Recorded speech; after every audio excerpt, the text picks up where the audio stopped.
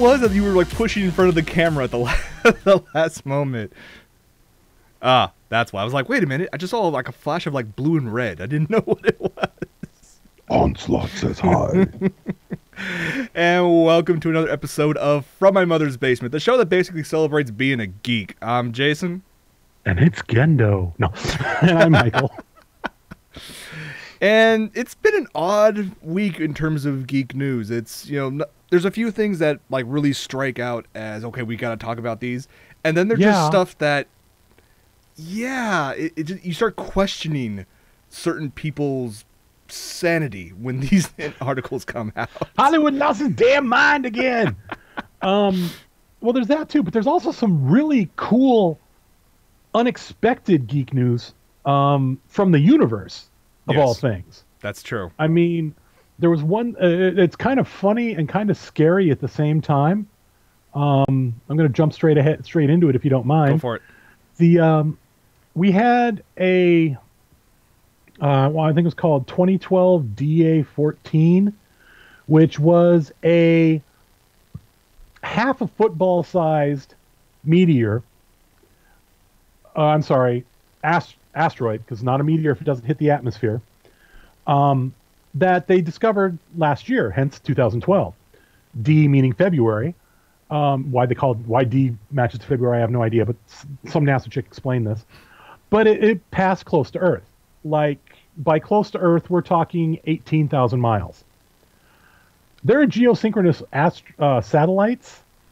That's not it. That's the other one. We'll get there. Oh, we want to talk about this one next? All right. We'll talk about that one in a second. All right. There are geosynchronous satellites at 24,000 miles out. So this thing came closer to us than our furthest geosynchronous artificial satellite.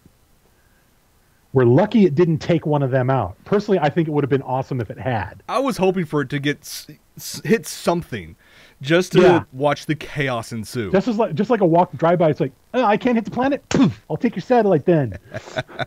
But what's really cool about it is so you were able to see it moving with the naked eye, and they've got observatory footage where they could see its shape, see how it was tumbling. I mean, they got really good footage of this thing. And then the effect of it had an orbit very similar to Earth's, and Earth's gravity, because it came so close, the gravity of Earth skewed its path just enough that we're not going to see it again for another 35, 40 years. Yeah. Going on to what you were saying about how detailed they got of images and whatnot, they were able to actually, figure out what type of material this asteroid was actually made of, to the point where they were able to say, should have launched a probe at it. That would have been awesome. They were going to say, if we had an ability to go out there and capture it and mine it, there's over, I think it was $195 billion worth of usable minerals on that asteroid. We just need a giant catcher smith that goes Call up Clint Eastwood. Call up... Who else? Call up Bruce Willis. Throw up a nuke at it. Call up Bruce Willis. Call up Morgan Freeman. Call up Clint Eastwood. Call up who else was in that? And Aerosmith to write the theme song. Let's go get this thing. Hey, it would definitely help out in terms of the economy. Yeah. Of course, then you have every single country on the planet, arguing for, oh, it's ours. Everybody gets a fair share, or we put all our money towards capturing it. We get all the profits, or, Yay, like politics. Just like the end of Iron Sky. Oh, yeah, all that helium-3, it's ours. Now we can talk about the other one, because there was, along with that one that we knew was coming. This one came out of nowhere. We got one nobody knew. Nobody was expecting it. Nobody spotted it. Came out of the blue. That little contrail right there. Well, not yet. It's going to show up in about... this is before it shows up. There it is. There it is. That right there. No, that is not Transformers invading Earth, though it would be awesome if it was. Optimus! And there, boom, there's the airburst. And there it goes. Asteroid comes in, approximately the size of a minivan, and air detonates. Yep. The sonic boom and the multiple little explosions after it, because it was like you heard the big boom, and there were like 8 little booms after it. Yep. So its little bits kept blowing up. Took out windows, set off car alarms. Or 1,000 people were claimed to be injured in some form or another Well, related I'm sure to that it. somebody had to have hearing injury. There's multiple incisions, incision wounds from and abrasions from the glass. Mm-hmm. It's funny. I was talking with my dad about it. This happened in, BFE Russia. Imagine what would have happened if this happened over, say, L.A., San Francisco. Oh, no, what happened? Major metropolitan area. Within 30 seconds, one of the major movie companies will say, "We got rights to the film." Well, not even that. We'd be scrambling and shit. People would be freaking the hell out. But people will profit off it one way or another. Oh yeah, but I mean, it would be a fun show to watch. Aside from the death and destruction, yes, I completely agree with you. But because people will just lose their shit when that would happen. Oh yeah, people go nuts. But what's also awesome is apparently, and this is what discovered this. Everybody, well, not everybody, but most people, because you notice that one thing was a dash cam. Mm-hmm. That wasn't a cop car. No. None of the dash cam footages were cop cars, because apparently dash cams are common in that part of Russia because people get into a lot of car accidents. Yes, which has always been lent to, if you just search YouTube for funny Russian videos, 90% of them happen via dash cam. Something doesn't happen on the road. Yeah. So it was just by chance that this meteor decides to hit Russia that has all these different cameras and whatnot. Yeah, HPL makes a good point. It would be like the old 50s bomb warning videos. For those, anyone over the age of 35 to 40 grew up with, duck and cover and, all that stuff because that was the Cold War. So a lot of old people would be freaking the F out because if you look at it, the way that went when it blew, that looked like a nuclear airburst. Mm-hmm. Which is why I was saying we'd be scrambling shit. I can only imagine, like you said, going back to what you said earlier, like if this hit, it doesn't have to be stateside. It could be a major city in Europe or in China. Any city, any major city, but any major industrialized nation over a major metropolitan area, it would look like you were being attacked the minute that thing went boom. Mm-hmm.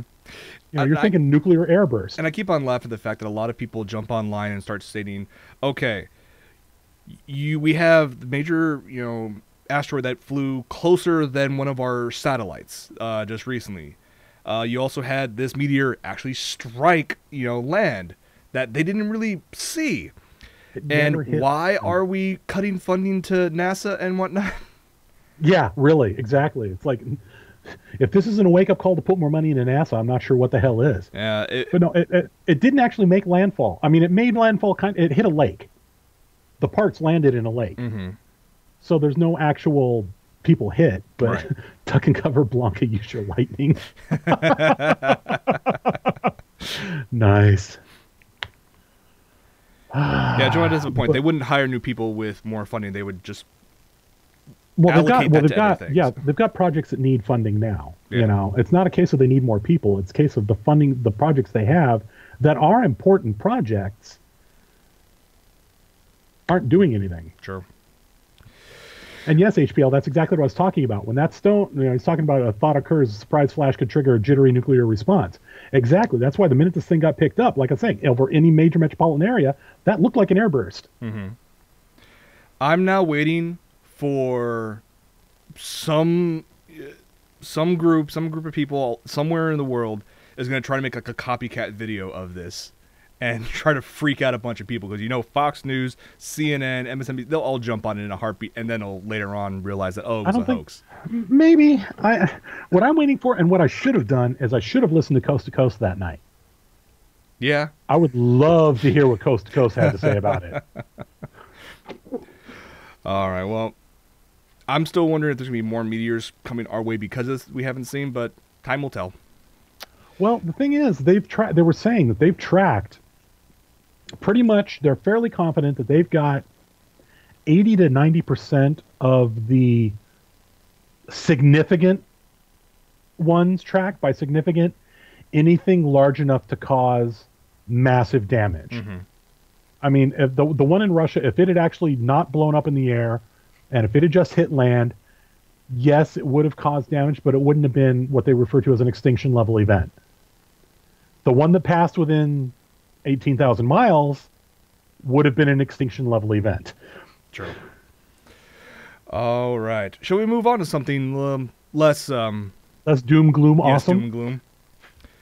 Sure, let's do it. Should we jump right into Hollywood's lost its damn mind again? Yeah, let's do it. We got a couple of them here. Yeah, in this one specifically, we're going to talk about NBC. No, we're not going to talk about how they're rebranding G4 into Esquire. We've already hacked that to death. No, we're going to talk about a new TV series, and I'm just going to play the preview for it, and then we'll give our opinions of it afterwards, because it's something I just don't agree with it. But here, enjoy.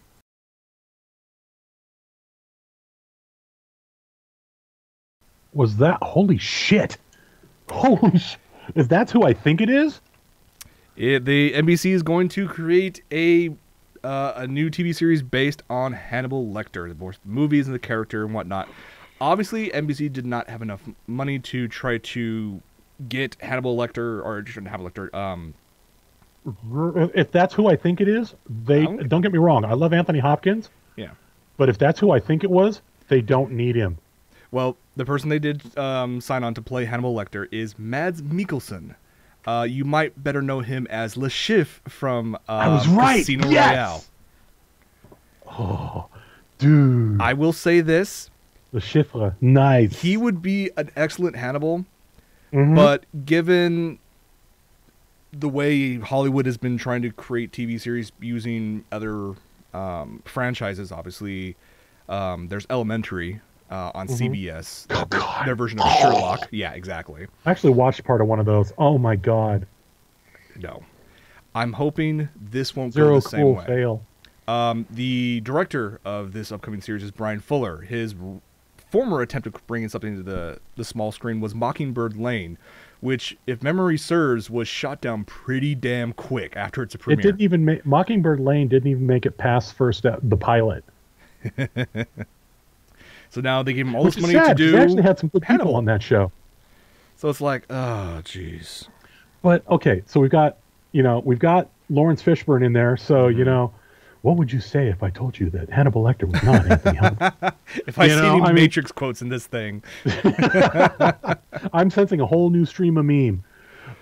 What's interesting is that where is this going to tie in? Because I mean, you had Red Dragon and Hannibal, and of course the movie that started the whole thing, Silence of the Lambs, and then you had the origin story, which was Hannibal Rising, which was talking about Hannibal Lecter's childhood. Whoa. I thought the origin story was Dragon.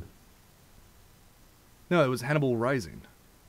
What's the one that's got Rafe Fiennes with the big ass dragon tattoo on his back? I must be right with it. It must be Dragon, yeah. I thought it was Dragon.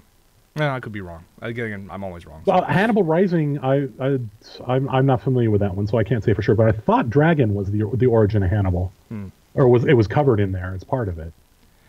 So, but we'll see. Apparently, NBC Red Dragon is going. Sorry, yeah, Red Dragon. NBC is going to ask for 13 episodes of this. We'll see if it gets past episode 1. If they've got the right people. I mean, I don't know about the inspector dude, but Fishburne is good when he wants to be. Yeah, but the guy playing Hannibal, I think, there's one more person. Okay, it's obviously before he's been captured. So if he's playing Hannibal, because if he's out free and they're asking him for consultation and they don't realize he's a serial killer, then obviously it's before they figure out who he is, right, or what he's doing. And in all these movies, who's always talking to Hannibal? Yeah, but because they decided not to go down the FBI, the Clarice Starling. They did not go the Clarice Starling route, but they decided to throw in a therapist character that talks to Hannibal all the time. Is that Fishburne's character? No, that is Gillian Anderson from the X-Files fame. Gillian Anderson's gonna be... And considering the article states that it's a not so lucky therapist, gee, I wonder what's gonna happen.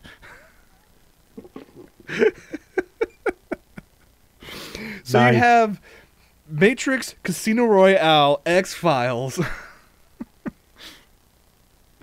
Yeah. I think the guy who played, I think the actor for Hannibal's going to be good though. I think he's going to be great at that role. Everybody else, Yeah. yeah, we'll see.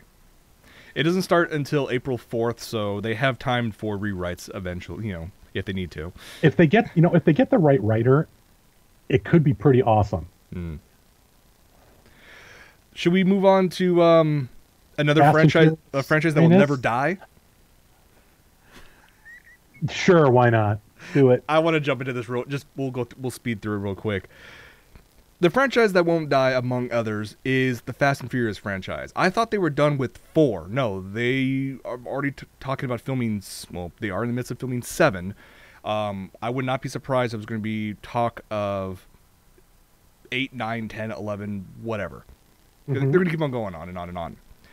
Isn't Fast and Furious 6 in theaters now, I think? No. I haven't caught up with it yet. If it is, it's second run. Okay, yeah. Because I know there was 5. Yeah, and what's funny is, if 6 isn't even out yet, there's already rumors of what happens at the end of 6 that directly moves into 7, including a tie-in to a previous movie and a new villain. But you know what? Anyone who watches Fast and Furious for a serious storyline is deluding themselves. I mean, you got Vin Diesel, Paul Walker. Now you have The Rock, Dwayne Johnson, involved. Ludicrous. Owen Shaw is played by a person named Luke Evans, who Ludacris is back in it. Ludacris is back in it. But if this rumor is correct, I may go see 7 just because I'm going to laugh my ass off at this. This post-credits sequence, kind of like what they did with in Fast 5 at the end, they teased the return of Letty, Michelle Rodriguez's character. Right. So this is going to be the end of 6. You see a reinforced, a custom-built Mercedes-Benz, I think it's like an S-Class, I think it is, hearing or listening to a police scanner, but it's all in Japanese. They're chasing like a Mazda RX-7 and a Nissan 350Z, which Nissan 350Z, Japanese cops. This sounds like it's a return to Tokyo Drift, or tying in Tokyo Drift to the whole franchise. 'Cause that's always been separate. There's always been some tie-in with every other movie, not with Tokyo Drift. No, that's not true because Vin Diesel shows up at the end of it. Well, that's why I think they're gonna. And Han shows up. The guy who played Han shows up in Fast 5. Yeah, but that was also a prequel. Because at the end, he said he's going to go to Fast Japan. 5 was a prequel? Was a prequel to Drift, to Tokyo Drift. Because at the end, he says, "I'm going to go check out what they're doing." In the show, he said, "I heard you were dead," and Han comes back with something else. Yeah. Because I don't think Fast 5 was a prequel. Okay, well, going on, he had the Mercedes-Benz driving, through the streets of somewhere in Japan, knocks one of the cars off the road. In the car is Han. So he's not dead. So he's not dead. Or this is a prequel to Tokyo Drift. Either way, it's going to be tied in. If it's got a 350Z, it can't be a prequel because the 350Z wasn't doing that well. At the end, you're right. Which further ties into the idea, at least for me, that it could be a prequel before anything happened in Tokyo Drift. Maybe, but honestly, I haven't got to the best part, all though. nerd rage aside, I don't care. I want to see the cars. Yep, they'll be I want to see the drifting. I want to see the custom cars. I want to see the body kits. But I am surprised to find that this next person actually might be a part of this franchise, which I'm going to laugh my ass off if it does. The driver of said Mercedes-Benz is none other than Jason Statham. Oh my God. Oh, that's right. I'd forgotten about that. Oh yeah. It's really funny because I was watching a semi-related. You familiar with Kevin Pollak? Yes. He apparently started doing Jason Statham impressions. Oh, he's done it a couple times on his podcast. he was talking in this comedy special he did back in 2010 about how he's afraid to do Jason Statham because he's afraid to get that call from Jason going, "Hey mate, what the hell did I tell you? Am I gonna have to come in there and chop you into little bits?" Statham in a fast movie could be interesting. Of course, at that point, it goes even more into the realm of what the hell, kind of like Crank was. I mean, this is almost going like the role of Expendables in the sense you're just grabbing everybody and throwing them in just one movie. Because then, if that's the case, you'll have Vin Diesel versus Paul Walker versus Dwayne Johnson versus Jason Statham. Versus Chuck Norris. And talking all over this is going to be ludicrous, but you know. There you go. You're going to be wrapping that out, man. Oh, I have no idea. I don't know. I mean, it could be fun. It could be a hell of a lot of fun. I want to see. I mean, like I said, if I go see it, I'm going to be seeing it mostly for Statham and the cars. It's car porn. That's all it is. It's car it's exactly porn. what it is. It's petrol porn.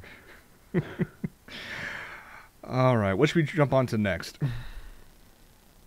The thing that you're convinced is a rumor, and I'm convinced it's just a rumor because the guy's. It's not. I'm telling you, it's not, and I can tell you exactly why. What we're talking about is there's a slew of articles out online talking about the possibility of Harrison Ford returning to reprise his role as Han Solo in Star Wars Episode 7. I am not doubting that he will make an appearance one way or another. I am saying of all the articles that are stating that he's going to have an active role in these. I'm like, the guy's too old. He was already too old in Indiana Jones and the Crystal Skull. Yet he still managed to do it. Yeah, with a hell of a lot of stunt doubles. Doesn't matter. Doesn't matter. Okay. I mean, he's going to have the Millennium Falcon turned into wheelchair accessible by this point. Haven't you seen that poster? The fake J.J. Abrams Star Wars poster? No. It's got the Millennium Falcon all crunched up, and you can see some of the grill work, the skeletal design parts of it, it's like they crashed the Enterprise, only it's the Millennium Falcon. Okay, number one, I don't think it's a rumor he's coming back. He's coming back. Why? How can I say this with authority, you ask? Well, guys, let me tell you how. It's like this. Back in the mid-'80s, during an interview, I think it wasn't at the premiere of Jedi. It was a couple years after when they were doing a thing where they released all three of them as a full thing. And I want to say it was like the 10th anniversary of Star Wars or something like that. Anyway, they interviewed Hamill, Ford, and Fisher as they were walking up to him. And they're talking about, what about future Star Wars movies? Blah, blah, blah. Do you think it's going to come back? Blah, blah, blah, blah, blah. And Hamill said, with the other two there, and they nodded, that they are contractually obligated through, I believe it was either 2022 or 2025, I don't remember exactly, if they're still alive and if they're still capable to come back and reprise their roles. It's in the contract from the first three movies. So if they get asked to come back, they're there. They have to do it. They could always go the Tron Legacy route and just do younger CG versions of them. Unfortunately, as much as I love Carrie Fisher, they'd have to. Yeah, because she did not age well. Time has not been kind to her. Well, that and all the coke she did, but I was going to say, between that and the coke, Carrie is a princess no more. Yeah, exactly. Mark Hamill, well... The days of the metal bikini, not going to happen. I mean, I think out of all of them, I think Mark Hamill's been the most active. But Well, he's been doing a lot of most voice roles. I mean, granted, his latest one, I think it was I think it's called Sushi Girl or something like that. He put on a hell of a lot of weight for that role. Yeah, but he looked badass. He did, but I'm just like, he's going to have to try to get back in shape. Because if they bring all of them back... Jabba the Hoe. Sorry. If they bring all these characters back, that just leads more questions that they're going to go down the road of, the solo kids like Jaina. Which means you'll have, Uncle Luke. And they need to do this. Even if they don't follow the books precisely, they need to bring the kids in. Because that's the next Skywalker generation. Because the story's about the Skywalkers. Yes, which begs the question: who do you think would be good to play Jaina? Which all depends on how old are they in this story. I was going to say, how old do you make them? Because if we're going to go down like the episode 1 route where they're like 9. No. Well, no. And he was only 7. Was he 9? I thought he was only 7. Oh, I just gave a run. He's young, under age 10. I don't remember how old Anakin the Mannequin was.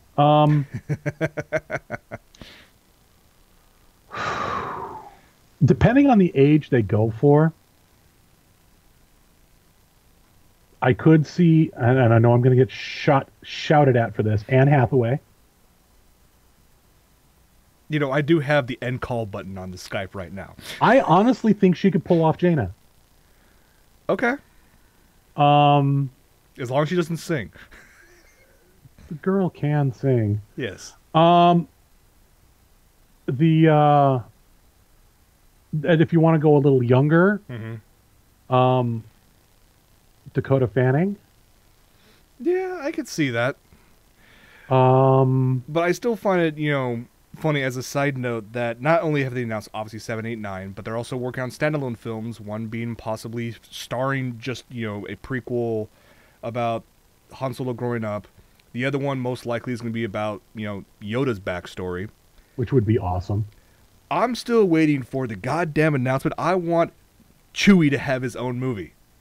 Well, I want Chewbacca to go... Okay, if they do Han Solo's backstory... They have to go to Kashyyyk. You're going to get it. Yeah, true. Because they met when he was young. Either that, or we should get a sequel to... what was the spin-off movies after Endor. There was 2 movies. It was... No, not Clone Wars. They were like really bad movies. They were like straight to DVD. I can't remember what they were. Not the Star Wars Holiday Special. Star Wars. They had Ewoks in them. I can't remember what they were called for the life of me. Oh, you're talking about the one with Drew Barrymore? Yeah. Oh God, that thing. Oh. Come on. With a little Ewok named Wicket walking around. Well, Wicket was in the first was in Empire. Battle for Endor. Thank you. That's it. Yeah, back in I have those on DVD. Just because I'd like when people would come over and like show me something bad. I'm like, dang, there you go. Okay, that's it. You're gonna have to bring them up sometime, and I'm gonna get a copy. You get that. I will get my hands on Meet the Feebles. Oh my God. And we will have. Are we gonna do like a bad movie night? Bad movie night. It'll be bad Muppet Snuff night. Wow. If you haven't seen Meet the Feebles yet, you really need to see this movie. I have not. It is so horrible. You have to see it. I'm surprised I haven't come across it before because one of my former jobs, I was working the graveyard shift with another guy, and every Wednesday night we had bad movie night. So we were watching we started off with bad movie fight movies. So we watched like the Chun-Li movie. We watched Dead or Alive movie. We watched. Those were 2 very horrible. They movies. were absolutely horrible, and we knew they were so bad that as soon as we hit play, we took the batteries out of the remote so we couldn't stop it. Nice. A nice start should be tossing the Star Wars Holiday Special. You know, I used to have that on VHS. I need to see if I have it somewhere. It's the origin of Wookiee Life Day. Seriously, it is. I've seen it, and oh my God. From Mr. Science Theater in my mother's basement. Hey, there you go. All right. I get dibs on being Crow T Robot. Whoa, Nightstar in the chest says he has it on beta. Oh. Do I even have a Betamax player?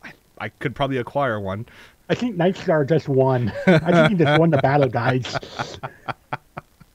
Wow. A functioning beta. Oh, my God. All right. But yeah, so, you know, Harrison Ford, rumored to return as Han Solo in Star Wars Episode 7. Which could be cool. I think it could be awesome if it's written right. Unfortunately, everything comes down to writing. Who are they going to get to write it? We'll see. Unfortunately, I do not want to see a Joss Whedon Star Wars. I think that would be bad. As much as I love it, and as much as I love Joss Whedon, I don't think a Joss Whedon Star Wars would be good. I think, depending on who he gets for his writing team, I think Abrams is going to do a good job with it. We'll see. Did you know? Oh, I didn't even know. I discovered this completely accidentally the other day. Speaking of Abrams and Star Wars. Okay. In Abrams Star Trek movie, R2D2 as a cameo. Yes, I remember seeing that in theaters, and then when I picked it up on Blu-ray, like I paused at that exact moment to see. Oh yeah, there he is. I didn't know that until the other day. Oh, I'd because never you looked. watched the Dice keynote between JJ and No, Gabriel? I didn't, but that's how I heard about it. Oh, okay. I meant to watch it, but I didn't watch it. That's a good keynote speech. I highly recommend it to everyone to check that out. It's on YouTube now. I'm gonna go. I want to fire up my Blu-ray and just go through and find it. It's just as soon as they jump out of warp. So Okay. in the lower left-hand corner, if I think. Hey, there's R2. All right. Well, we're gonna, stay in the movie time. We're gonna jump a few lines, Michael. But talking about movies, there's a trailer for an upcoming movie that I want to show. Which one? We will probably not get stateside, but it is So it's got to be line 25. yeah, okay. but it is ridiculous as all hell. There is children. yeah. If you have kids watching this, don't watch right now. So there is a Shonen Jump series called Ultimate Hentai Kamen. And it basically follows the exploits of a wannabe policeman, basically a do-gooder, who accidentally discovers that when he wears women's panties over his face, he gains superpowers. The manga has been going on for the longest time. I believe there's actually some official English versions actually made it stateside. There's an official English release of that? Of the manga, yeah. Wow. I gotta go find it. And they're finally making a live-action movie based on this. And they finally released a trailer, so we're just going to have to watch this Push and the laugh. button. Yes.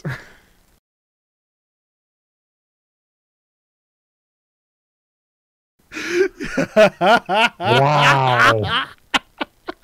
How freaking awesome is that? Oh my god. Yeah, I want to see it. Now, since when the manga started coming out in the early 90s, there's been a ton of, fan-made videos of trying to bring this, to real life. And those were just like, okay, they're random otakus trying to act like this in public. It doesn't really end well. Let's just say that. But the fact that the guy who's actually playing Hentai Kamen just tries to act all serious about it, and it just adds the hilarity. I can't wait for this to come out. It needs to come out. I want to see it. I definitely want to see it. Check your Skype real quick. Yeah, I see that. Yeah, no, I want to see that one. Just because, yeah. And what's funny is I know that if I show that trailer to Nikki, she's going to, I don't know what she'll do. I can't wait to see her reaction. Now, it comes out in Japan April 13th. I'm hoping some company like NIS America or Sentai Filmworks picks this up, throws a sub on it, and throws it out on Blu-ray ASAP, because this is something that it would lose so much of its comedy if you try to create a dub for it. Just throw a sub on it, totally. Throw it out here, and we will all laugh our asses off. Yeah, I agree. Plus, I just want to see this in theaters and just watch people around me like freak the hell out. Oh, if you could see it in the theater, oh my god. Half the fun would be watching the audience. Oh, yeah. Oh, my god, yeah. Oh, okay. Now that I had my fun, shall we jump to some video game news, or what do you want to talk about next? Yeah, let's do 29, then 31, and then jump to 36. That's getting all technical on me. Okay, cool. Let's talk about PlayStation 4, because that's all over the news right now, especially for the fact that Sony has their press conference later on this week. Can't wait. That some people are saying it's not going to be the announcement of the PlayStation 4. Rather, it's going to be the announcement of a new OS or something on the back end you start seeing on the PS3. I call that all bullshit. It's going to be the PS4. Especially because if you go to PlayStation's website, they just released a video showcasing the evolution of games using Sony consoles. It's going to happen. Add to that, there's also dev kits out there. Yes, which pictures of it, along with the new controller, have leaked. This is the first one that was actually released, or that leaked, I should state. The new controller It's I give it the nickname the fatty because it's so, bloated with extra stuff. I mean, first off, right in the middle, you don't see like a start or select button. You see the PlayStation button in the middle, but where usually the buttons were at before, that's originally was rumored to be a touch pad. New articles have actually stated that it's actually a touch resistive screen. Capacitive resistance, you mean? Yeah, sorry, capacitive resistance screen. That's going to be used for like battery levels, friends lists, stuff like that. You see the fact they have the little blue blue light on it. If that reminds you of the same colors how they used in the PlayStation Move controllers, that's the rumor is going to be that's going to be integrated into the official controller. So this is going to replace the Move, you think? They're already announced they're going to work on the next generation of the Move with the PlayStation 4. And I guess it kind of makes sense that they want to incorporate that controller into the official controller so people don't have to spend twice as much money to get multiple controllers. Yeah, but I don't think that would work because you can't accurately one-hand the controller design. Well, we have no idea. This is all just... You're right. We don't know. But, I mean, the thing about the perverted ice cream cone controller that is the Move, or the lollipop, as some people like to call it, it's designed to be handheld. I mean, you're supposed to grab it with your hand. Right. Whereas that, you can't comfortably, let alone safely, single hand that. Very true. I could see it being a form of the Move, but not a replacement for the Move. Right now, it's just being called the Light Bar, so we have no idea what it's about. If you look in this new picture, just above the PlayStation button, it looks to be like a grill for a speaker in the controller. There's a button on a port at the bottom. People are thinking it's for headset or just for a microphone. I was going to say that looks like a headphone jack to me at the bottom. Like, they're putting a bunch of stuff into this controller. And somehow they still have to put in the 6-axis, you put in the gyros, and also put in the rumble feature and whatnot. Well, okay, keep in mind that if this is a prototype, it's going to be bulky. Oh, yeah. They have to build it, then they can miniaturize it. True. As long as they don't, we've talked about this before, as long as they don't go down the batarang route they had for the original idea for the PS3 controller. Like the batarang. I know, I hated it with a passion, so. But that's what we know so far about the controller. All will hopefully be revealed come, was it Wednesday? Yeah.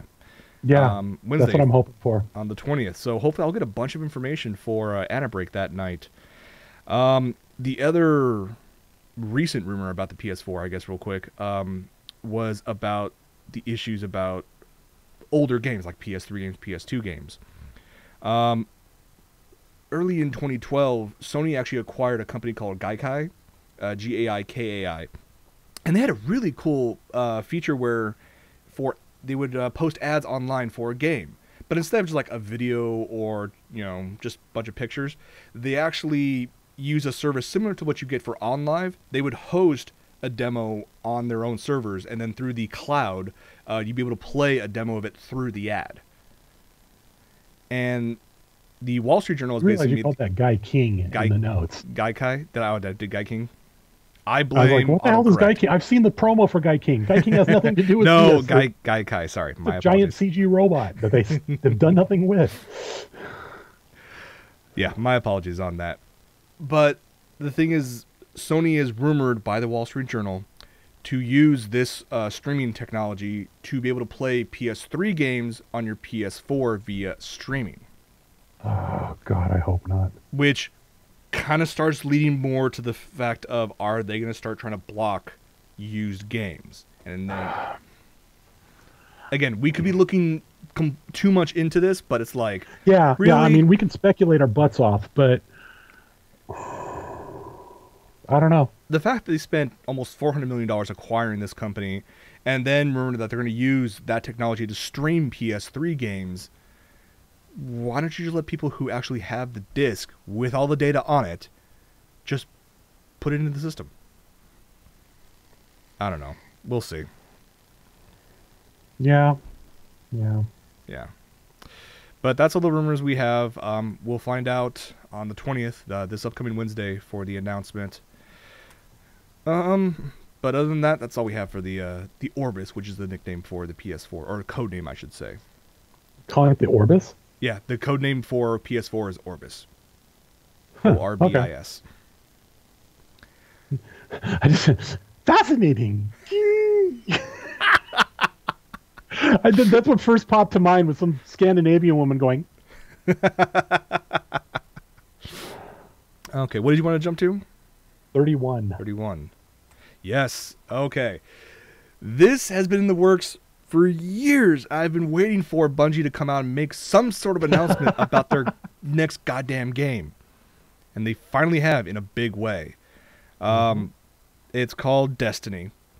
And Bungie, if you don't know, they're the original creators of the Halo franchise, which, since they, ended their contract with Microsoft then created 343 Studios to create, to expand the franchise. Have you beaten 4 yet?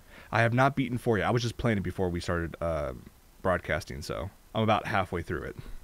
Nice. So I'll probably play more of that maybe tonight or tomorrow. We'll find out.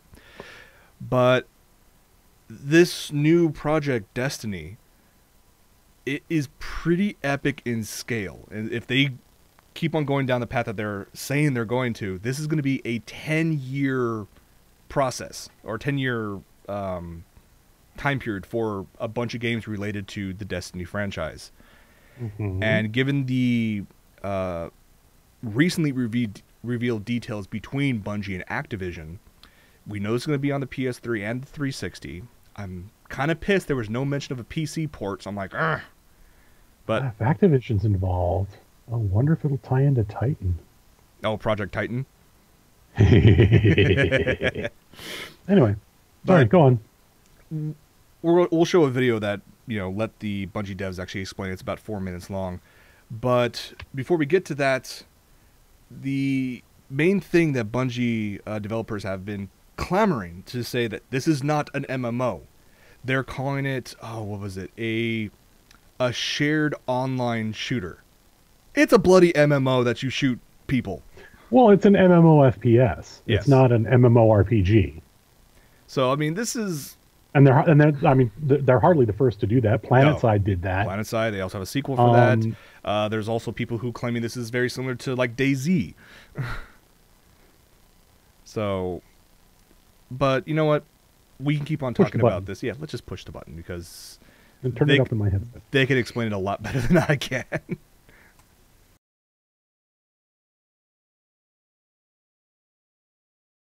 That's Destiny. I don't think it's going to be just console. I think it's got to hit PC. Yeah, it has to. And if that becomes the case, even if it has to be like, a few months after it comes out on the consoles, I will wait to play this on And PC. Given the storyline they've laid out, it's going to have some MMO in there. It's got to have some MMORPG in there, because it has to. Your character has to evolve. It may not be the typical hunt and quest and, go kill X of Y, but especially for the fact that they're requiring... Sorry, go ahead. When's it supposed to launch? I don't remember off the top of my head. Yeah, I don't remember off the top of my head. There's just a bunch of cool stuff about it. But one of the things that I see here that say that it requires a persistent internet connection. Now, granted, that's not a new concept. I mean, more often than not, some games require that for like DRM usages, and those games kind of suck because of that. They also did the same thing, if I remember correctly, with Diablo 3.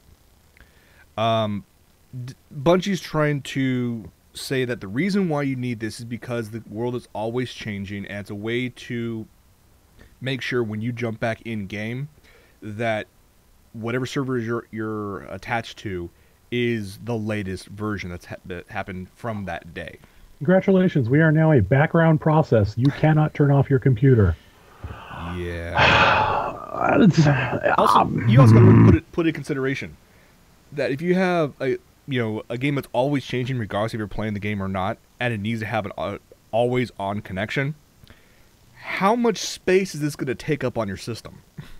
Well, also that, then there's, I mean, electric bills. Yeah. That's what comes to mind in my brain. I mean, Mm-hmm. I know what we've got. Yeah. 1, 2, 4 or 5 computers active at any given time in our apartment. And even with us shutting them down at night, we still have a really freaking high electric bill. Yeah, same here. And again, everything that about this game, from the way you play it, the fact that it goes over 10 years, the fact that it's always on connection, it's always changing, what they call a persistent world. This screams That's got potential, PC. though. It screams PC. It needs to be on PC. And I agree with Oh, you. yeah, that totally. It has a ton of potential. But then again, there's most also... consoles have a 10-year life cycle. Yeah, this is true. And they're saying it's only going to be Xbox 360 and PS3. So what's happening to do with next-gen consoles? Has to be able to put on PC. Then again, I'm hoping this does not go the same way as Advent Rising, which was supposed to be a trilogy on the Xbox that I absolutely loved. I loved the first part, loved the soundtrack. It was done by Tallarico. And then that failed. We never got parts 2 or 3. I'm hoping... What I'm actually more worried about is I'm afraid it's going to go the path of Tabula Rasa. Ooh, not good.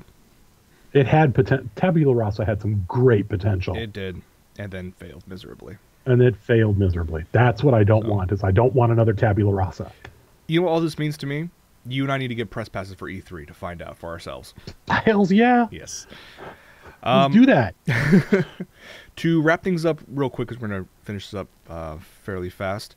Last story before what we watch? Before we watch. Last week I was talking about WanFest and all the figures on Anabreak.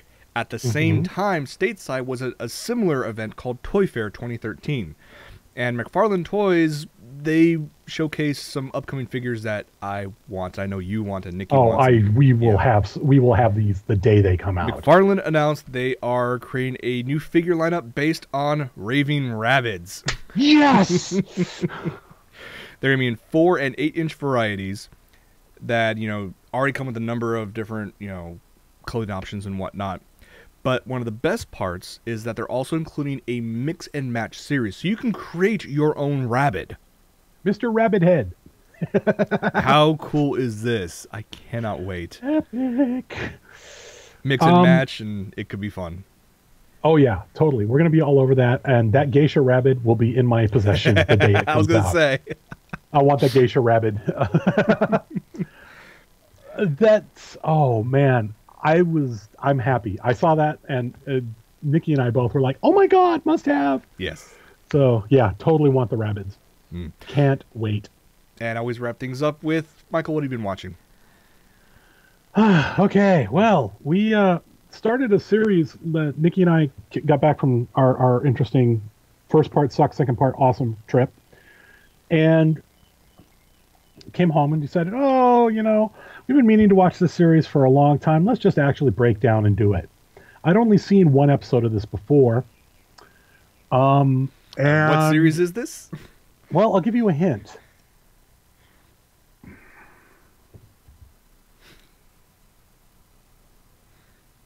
That's right. We marathoned the first 9 episodes of Queen's Blade. And you're still coherent. Oh. What's my impression of the show? Boobies. Yes. I haven't seen a non-hentai show. Okay? I haven't seen a show that saw actual airplay with that much bare boobs in forever. Yeah. Oh my God. But it's actually a lot. I mean, boobs aside, it actually has a good storyline. I will give it that. At points. Yeah, it's building a good story. It's totally cheesy. It's totally awesome, and I can't wait to finish it.